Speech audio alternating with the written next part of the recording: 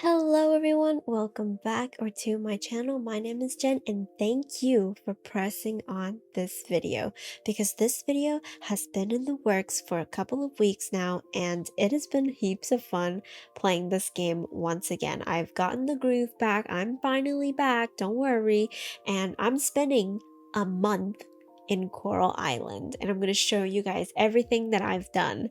And this time I came back with a plan. As you can see, I'm not trying to play this like any other regular schmegular farming simulator. No, I'm coming back trying to get the best of the best, the kitchen upgrade to my home. And that thing cost about a whopping 5 grand coins. And it's hard to make money in this game. So let's see how I do a month in Coral Island.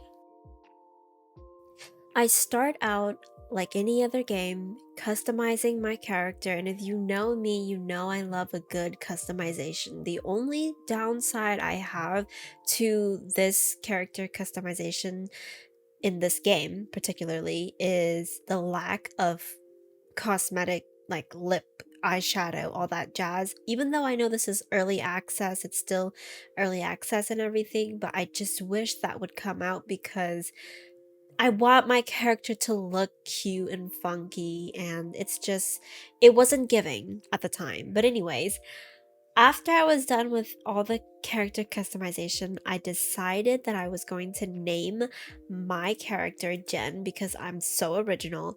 And then the farm name, we decided on the sapling dews. I don't know why that was decided. I regret deciding that, but you know what? The past is in the past. We gotta move on. So we start off with Connor welcoming us to the island alongside some other rando in a hat that I do not remember the name of because I honestly don't ever see him around the island. So I'm not going to remember his name. But anyways, Connor takes us to our big farm where we meet the two lovely couple, Joko and Dina, and they are the two people that I off the bat in my head really wanted to be friends with them because I figured if you give them lots of gifts, they'll give you free stuff like upgrades, maybe wood along the way in the mailbox or rocks and such. So my logic seems pretty logical, you think about it, So I became friends with them, or I'm attempting to become friends with them at the time of recording this. So I start off my first day by clearing out a section of the farm so that I can plant the seeds that I had been given. And the animations are a little wonky because my character was just face planting in the tree trunk the whole time, but it was kind of funny. So it was around maybe like 8:50 when I realized that I had completely exhausted my entire energy bar and it was still early on in the day. So I ran around, foraged a couple of items to eat, and then went and found this errand board next to Sam's Market where someone wanted a carrot. So, I grabbed it and then I went right into Sam's and grabbed some carrots, seeds, and then came back to the farm and planted everything. Still lacking in the energy department, but I wanted to finish the Home Sweet Home house upgrade, so I face planted into some rocks until I finished everything and was on the verge of passing out. Then I made my way to Dina and confirmed the upgrade, and boy, was this a successful day. Also, hands down to the cutest cutscene made in video game history because this is so cute. This makes me feel so included into the process, which I love. So, all in all, it was a very productive day. Day two was just basically me watering the crops, tending to my garden and farm, and running around the island, exploring a little bit, as well as finishing up meeting the villagers. I did forage quite a lot, said hello to, I think at this point, almost all of the villagers, and then I kind of just called it quits. Day three, it finally rained, so I didn't have to water my crops, which was nice. And I ended up getting a letter from Sunny and Eleanor telling me to come to their shack. So I did, and that's where I got the fishing pole along with the little net, and I spent the whole day fishing. And let me tell you, I literally did spend the whole day fishing. I needed money. I fished everywhere that I possibly could have, in the lake, in the river, and I didn't only just fish. I actually tried to catch some bugs too, but I really bad at that. So I missed a lot of the bugs, which only ended up hurting me because I didn't have enough energy. I sold everything and went to bed only making about 200, which was better than nothing. Day 4 was when Karen decided to show up on the island, and the whole cutscene where the whole villagers just rallied together to hate on her was empowering, but I could have cared less about her whole pitch with pufferfish. But you know what? I do love her character. She's very confident. After that, I realized that it was Choco's birthday, so I went and gave him a present, which he absolutely loved, hence furthering the relationship between Joko and I.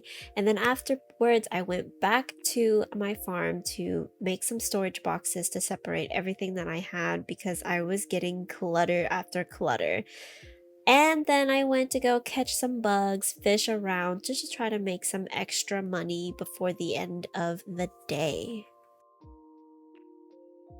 Day 5 was when Mark came onto the farm, and look at his face. He's so hot. But I was crushing over him, just drooling and whatnot. And then I finally got my first harvest of turnips, which was nice and all, but I really needed more, and I know they were not gonna sell as much. So I headed straight to Sam's, sold them there, and then bought a whole bunch of potatoes because potatoes make a lot of money, but you know what else makes a lot of money? Cauliflower. And after that, I went back, planted everything, and then just spent the day fishing because I needed money. If I'm gonna get that upgrade, I'm gonna need money. On day 6, we were treated with a little backstory of how our island became an F status, and that was when we kind of got to see Karen in her real main villain era, even though I think she's just a businesswoman at the end of the day, but whatever.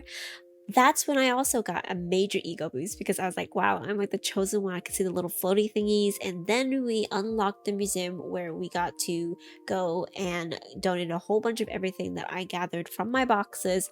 And we ended up getting the rewards of, I think it was candied seeds and also the potato seed. So that was fun.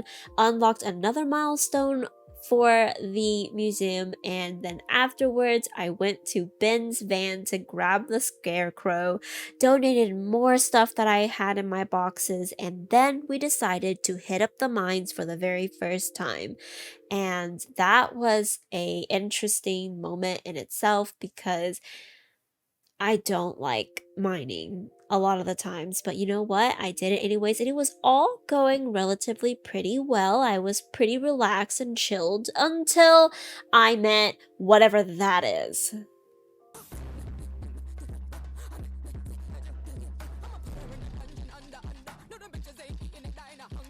After that, I just had to go back home and go to sleep, and that was the end of it, or so I thought.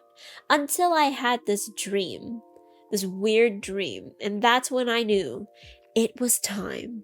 We're going to meet that guy.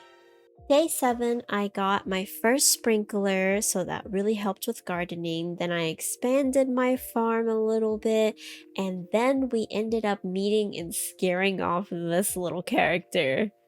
On day 8, I finally got my first harvestable carrot, which meant I can finally check off the bulletin board quest that I accepted earlier in the game. And I also got a mail from Ling and Chefton.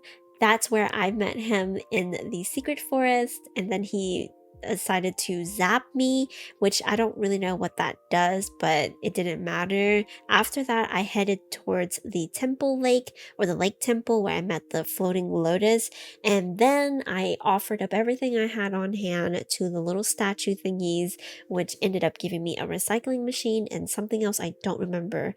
After that, I head straight into diving.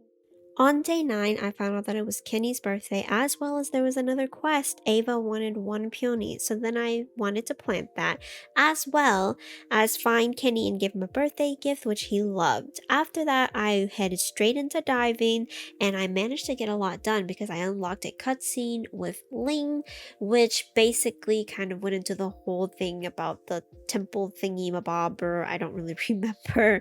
It was kind of a, fuzzy for me. But after that, I found out that she gives you these like upgradable stuff, and getting that C level 1 upgradable became top priority for me because I need the money. Day 10 was the Cherry Blossom Festival.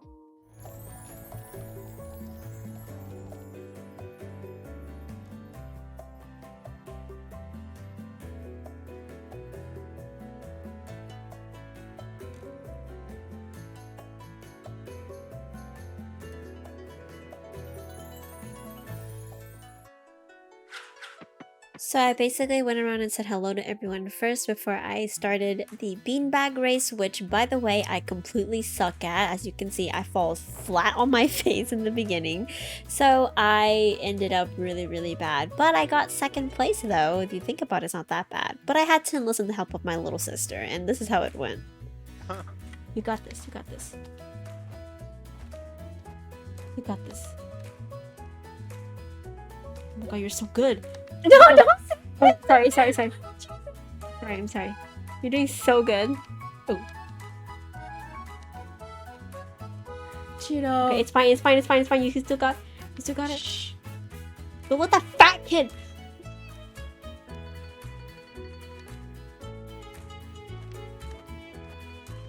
What? Okay, one more time. No, but my time was better than yours. Yeah. One more time. So I'm not gonna say nothing. Bro, it's because you said something. I was in a row. No, you can't participate anymore. You don't do it twice. It's That's okay. You. It's okay. You're right. It might be.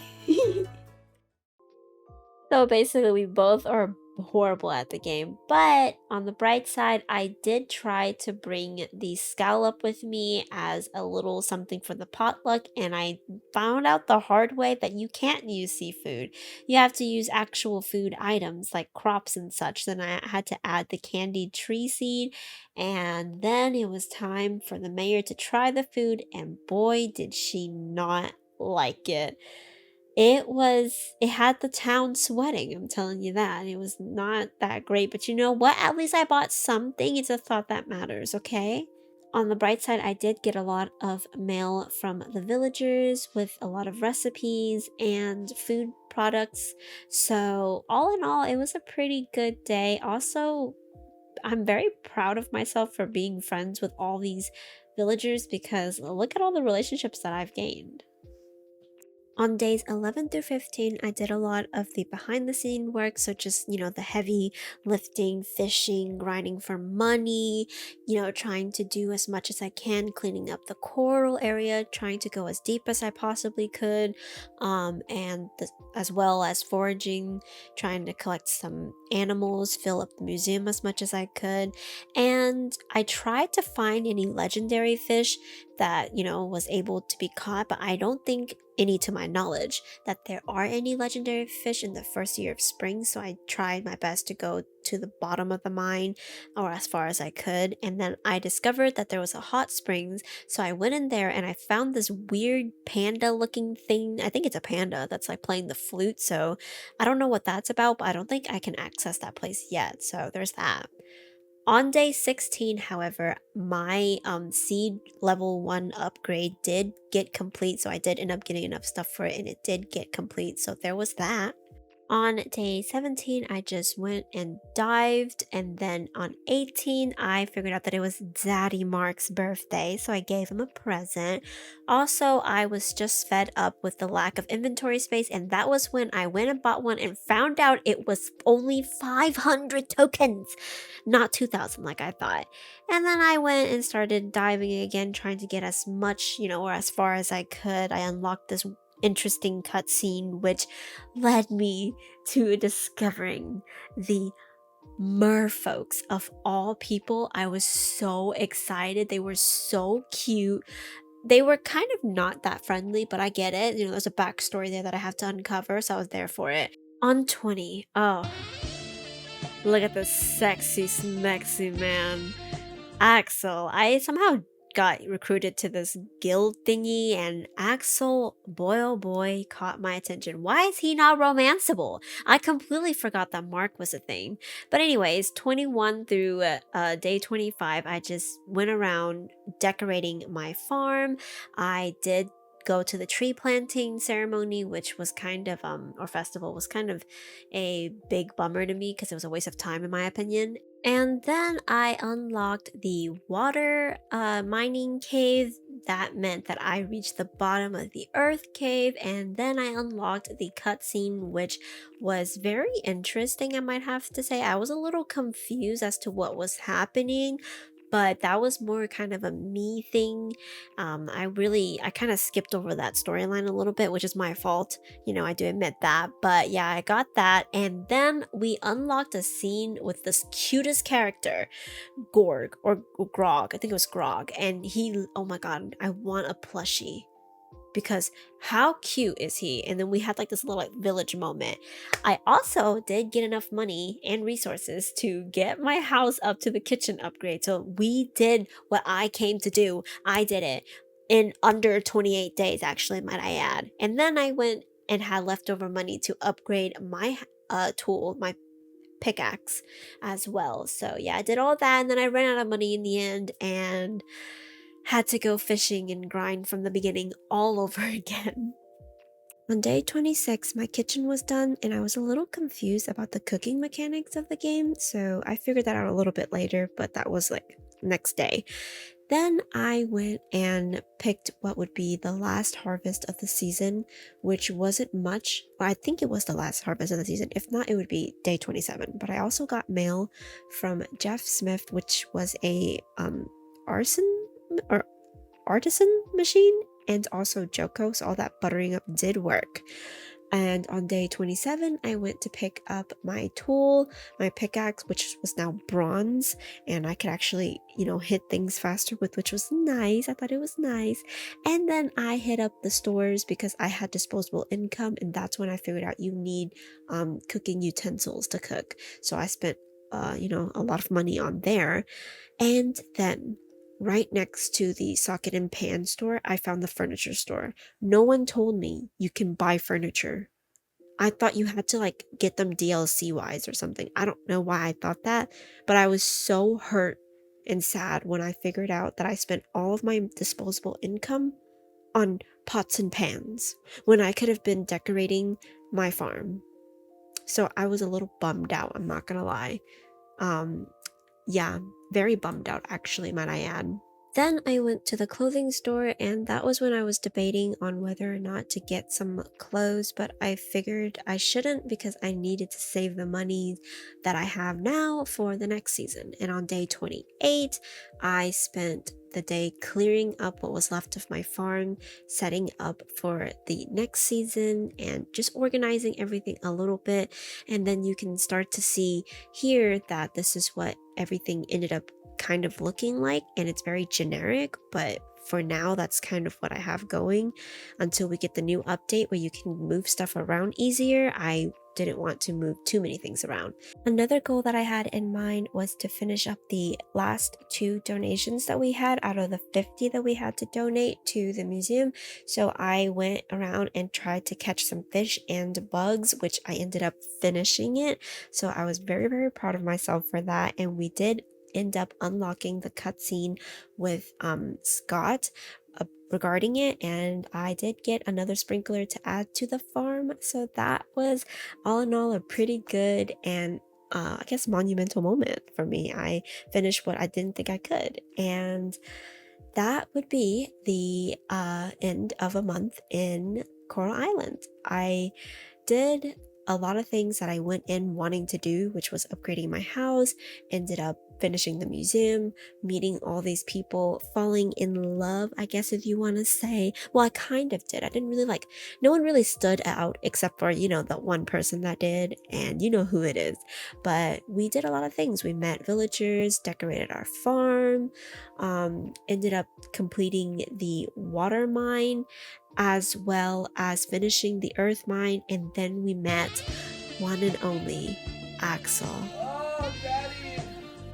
But anywho, yeah, we did a lot of things, and I want to thank you guys for joining me on this journey. I can't wait to see what our goal and what happens in the next season. So stay tuned for that. Do let me know if you guys want to see a video for that. But yeah, I do want to do a little bit of a thank you to my channel members. And remember, guys, if you want to have your name plastered above, you can join as a member of the Super Saps, and that's how you get your name plastered above. But yeah, I want to thank you guys so much for your love and support. I will see you guys in the next video, so don't forget to hit the like button, do all that jazz, comment down below, subscribe if you haven't already, and I'll see you guys later. Bye!